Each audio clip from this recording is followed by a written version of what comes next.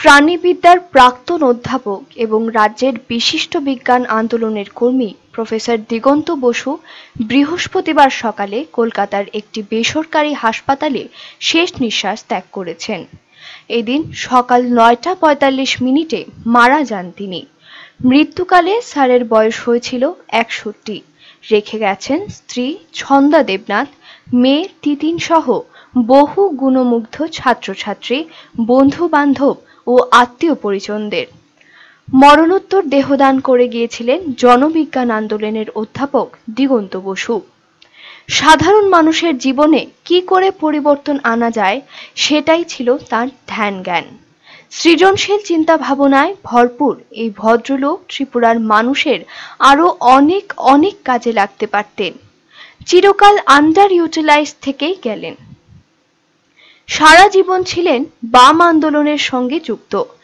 বামপন্থায় বিশ্বাসী এই শিক্ষক নিজের হাতে তৈরি করেছেন অসংখ্য ছাত্র, যারা আজ সমাজের বিভিন্ন গণ্ডিতে ছড়িয়ে।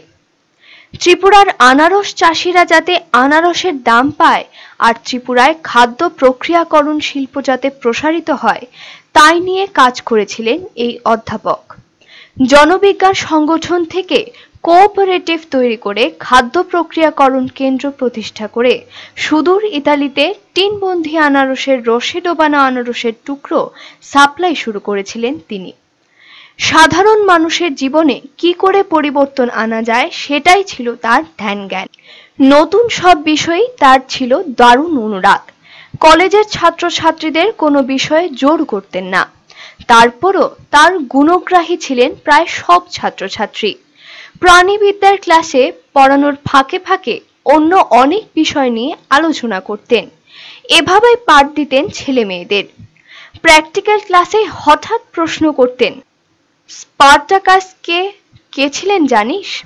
এটাই তার পড়ানোর স্টাইল। কথার ছলে মগজাস্ত্রে শান দিয়ে দিতেন। সৃজনশীল চিন্তা ভাবনার ভরপুর এই ভদ্রলোক ত্রিপুরার মানুষের আরো অনেক কাজে লাগতে পারতেন। স্যারের চলে যাওয়ায় রাজ্যের মানুষ বুঝতেও পারল না কত বড় সম্পদ হারালেন তারা। ব্যুরো রিপোর্ট, চ্যানেল দিনরাত।